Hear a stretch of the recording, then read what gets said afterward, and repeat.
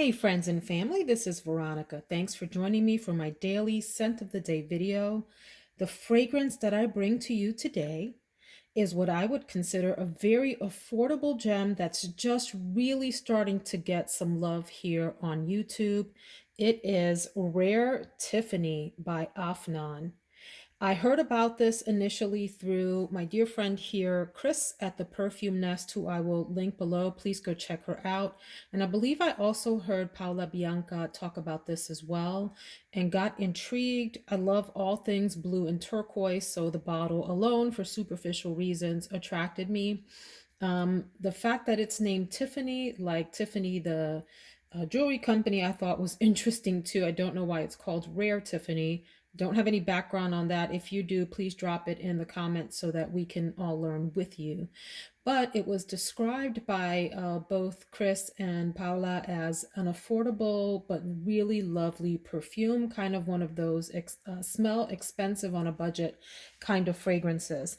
I think I purchased this in the neighborhood of 35-ish dollars or something like that from Amazon. I'm here in the US, purchased off of the US Amazon site.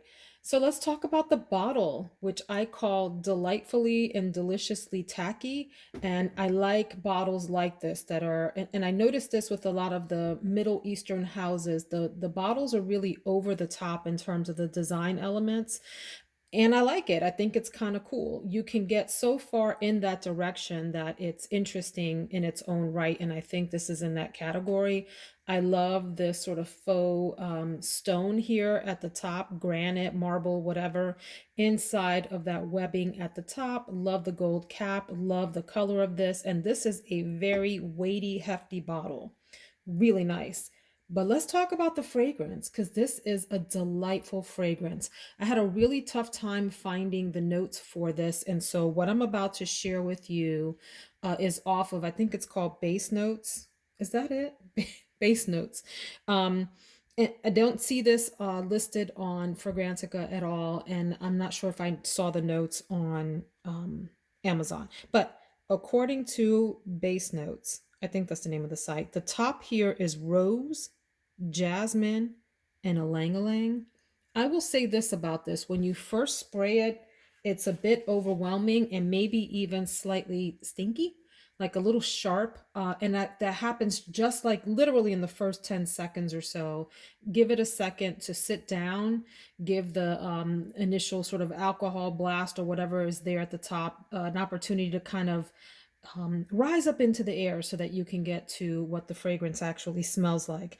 And once that happens, you will get this very rich, deep floral that has some sweetness to it. It has a woodiness to it, and it has a muskiness to it.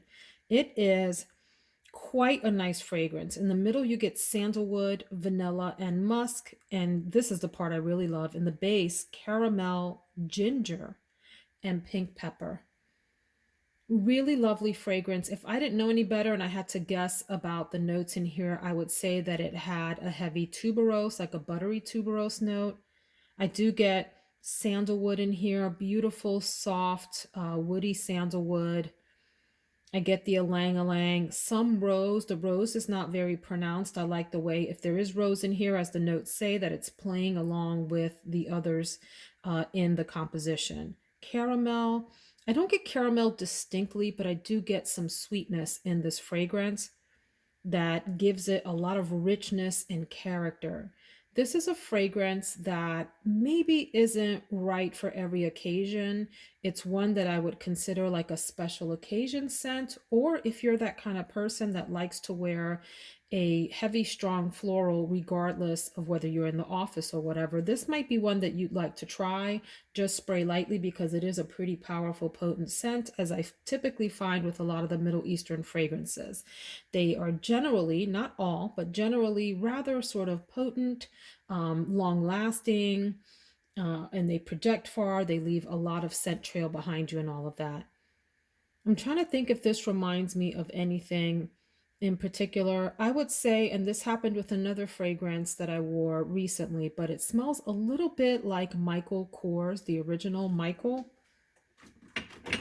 This one here, it has that same sort of floral powerhouse feel, but a very much softer version of this one. Whereas this one can be a little bit sharper and stronger to the nose.